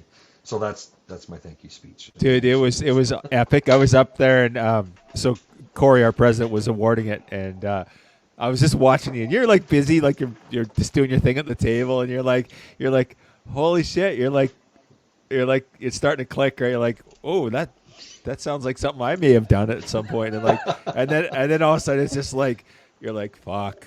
Oh god, okay, that's me. He's talking about. Yeah. I was like, that was the highlight of the night for me. Was watching your reaction. It was hilarious, man. Yeah, and it was, believe it or not, it was Chloe that smacked me because I was talking to Gray at the time, and not that I was being dismissive of what was going on behind me, because I'm very self-aware of what goes on around me. But Gray's a very engaging man, so when you're talking with Gray, you kind of give him your attention. And my daughter is beating on my arm, and she's like, "Dad, this sounds like you." And I'm like, "What are you talking about?" She goes, "This sounds like you." And she looks at me, and then she just gets this ear-to-ear grin, and it clicked with her before it clicked with me, because as aware as I am, I'm a man. I'm relatively oblivious of different things, right? So, yeah, it was very honoring, very much so.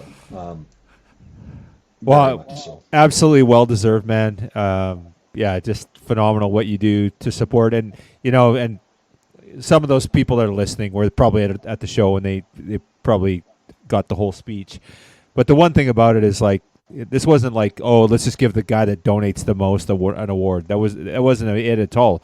Like, of course you donate a ton of stuff, but it's all the other stuff that you do. There's just, the list goes on and on. I won't spend too much time talking about it tonight, but it's you don't get awards or recognition just by writing a check. It's like time, treasure, and talent, and you do all three of those things. It's freaking awesome. So pretty It's appreciated. pretty cool, man. Pretty Very cool. much so. And you look at the guys that have won it, and to even be put in a class of somebody like Omer, that man he is somebody that I just look up to with his time and with his generosity and with his donations. And if you could clone a man like Omer, and you could clone his heart, you could put it into 50 people that had the drive that you and the volunteers have in this. There's no failing this society. There's no failing this industry. There's no failing the sheep. Is that it's all about the sheep. No matter what, when it's all said and done, it's about sheep, and it's about conservation. And it doesn't matter if it's dollars and cents, and if a guy is lucky enough to make enough money to be able to support a foundation and an initiative that is passionate to him. It's not the dollars and cents. It's work smart, work hard. If you have to put boots to the mountain to help out, it doesn't matter what it is. Time is money, and money is time, and nothing is worth more than one another. The most important thing, and like I said, time is my enemy. Where it costs me and where it's invaluable is that it's time away from my kids, and it's time away from my family. And to me, that is invaluable in terms of monetary value. Is that my time with my children is priceless, and if I'm donating my time, that's a massive thing when it comes to the society, because I own a multitude of businesses. I mean, I'm extremely busy when it comes to my businesses, and the society is something that is as important to me as my businesses, and as important to me as my kids, because it's a family. I love spending time talking to Kyle and talking to Omer and talking to Greg, and going to Reno was a fucking highlight. It was a getaway. It was a blast. And people that want to get involved passionately with something. I look at Rebecca and Colin, and I look at how much they give of themselves, and it's such a selfless act of everything that they give. And Greg and all of these people that give so much, and really they don't get a lot, but they get the knowledge of conservation, and they see where their time is going, and that's the gratification they get out of it. And that is what I aspire to. That's what I want to be able to say, that I can give as much of my time like you guys do, because you guys are the true heroes. Like, let's just call a spade a spade. A guy can do what I do, and we can give what we give, but time is priceless. And you guys sacrifice so much, and for that I want to say thank you guys for what you do for the wild sheep. of British Columbia. Thank you for the time that you sacrifice from your families. Thank you for the time you sacrifice for your kids, because that is the true sacrifice. You guys are the ones that are putting your lives, your time, your efforts into this society and to make this successful. So for that, thank you guys for what you do. Honestly. Right on, brother. Appreciate it. I think that's a good spot to wrap it up. And yeah, I'm with you. 3 things: time, treasure, and talent. And you can do 1, you can do 2, you can do 3. It doesn't really matter. And some people have things they can offer. It might be time, that might be talent, might be cash. But we need all 3. All 3 is what makes conservation works. And if we take any one of those out, we're in trouble, right? So Totally. And we need them all. So awesome. And you're one of the guys that does all 3. So we appreciate it. Well, thank you. And there's a lot of people out there doing a lot of great things. And there is. But if you can do just one thing, that's a good start. So let's just start there: time, treasure, talent. So find what it is and get involved. So we can use you. Awesome. That's true. Appreciate you, brother. Thank you. Awesome. Appreciate you. Thank you muchly. Have a good one. Have a good night, guys.